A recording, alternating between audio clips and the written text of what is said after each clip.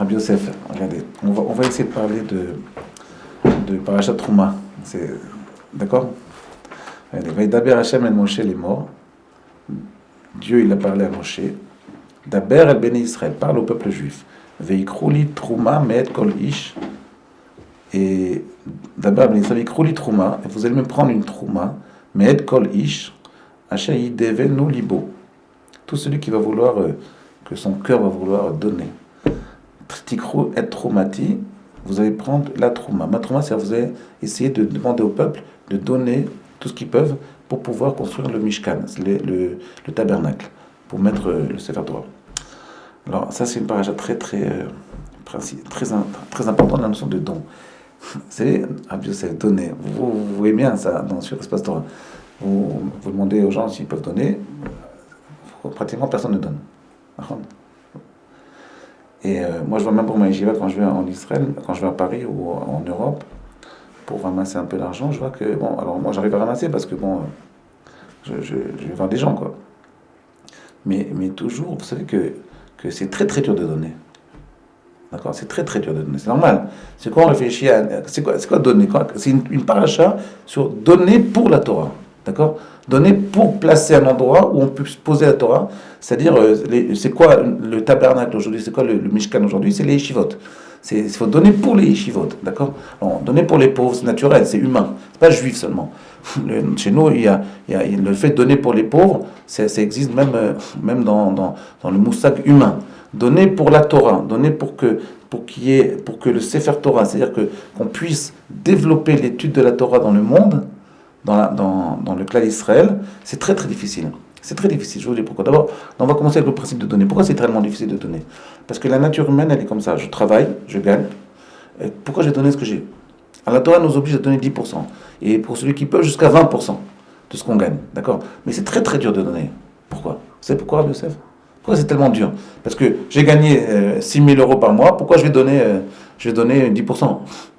C'est très difficile. Pourquoi?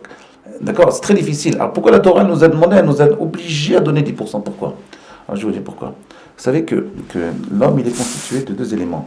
Il est constitué d'un gouffre. Je vais vous parler, on va faire ce cours à plusieurs niveaux. Vous savez voir comment ça marche. Et vous voyez très souvent, les gens, dès qu'ils voient un rabbin en France, ils ont peur. Des gens qui ont un peu les moyens, dès qu'ils voient un rabbin, ils se disent, ah, il vient nous donner l'argent. D'accord? À mon avis, c'est dérangeant même. Ça veut dire, ça pose problème. C'est-à-dire que vous voyez un rabbin, vous devez penser, il va me donner la Torah. Il ne va pas me prendre l'argent. D'accord? Il y a ici un problème. Il y a un problème culturel qui se pose depuis quelques années en Europe et en Amérique, qui est assez problématique. Alors, il y a des gens qui ont réussi à réaliser que le fait de donner, ça les fait grandir. Ça les rend au plus riches, ou ça les fait grandir au niveau spirituel. Mais comment ça marche? Alors je vais vous dire. Regardez, Akadosh Baruch Hu, il a créé l'homme à deux niveaux. Il a créé l'homme avec deux parties. D'accord? C'est ce qu'on dit dans Asher Yatzar. Mafli la il a pris le corps, il a pris une âme. Et il les a collés l'un avec l'autre. Et il en a fait une chouchouga. D'accord? Donc il a collé le corps et l'âme ensemble. D'accord? Et chacun, il a ses instincts, il a ses pulsions, il a ses instincts de survie, il a ses pulsions. Quel est l'instinct de survie du corps humain? C'est manger, c'est prendre. D'accord? Le corps, s'il ne mange pas, il meurt. D'accord? Le corps humain, par essence, s'il ne mange pas, il meurt. Vous comprenez? C'est l'instinct de survie d'un homme. Un homme, s'il ne mange pas, il a faim. Qu'est-ce que c'est cette sensation de faim qu'on a? C'est pour nous dire, attention, si tu ne manges pas, tu meurs. Les gens qui sont anorexiques, s'ils ne mangent pas, ils meurent. Leur corps, il ne tient pas, et au bout d'un moment, ils maigrissent, et ils meurent. D'accord? L'anorexie on peut arriver à un niveau très grave où on oblige la personne, on nourrit la personne contre son gré. D'accord? C'est parce que la nature humaine fait que l'homme, pour qu'il puisse vivre au niveau de son corps, au niveau matériel, il doit manger, il doit prendre. Ok? Et bien c'est exactement pareil au niveau du nefesh. De la même façon qu'on a un corps, on a également une âme.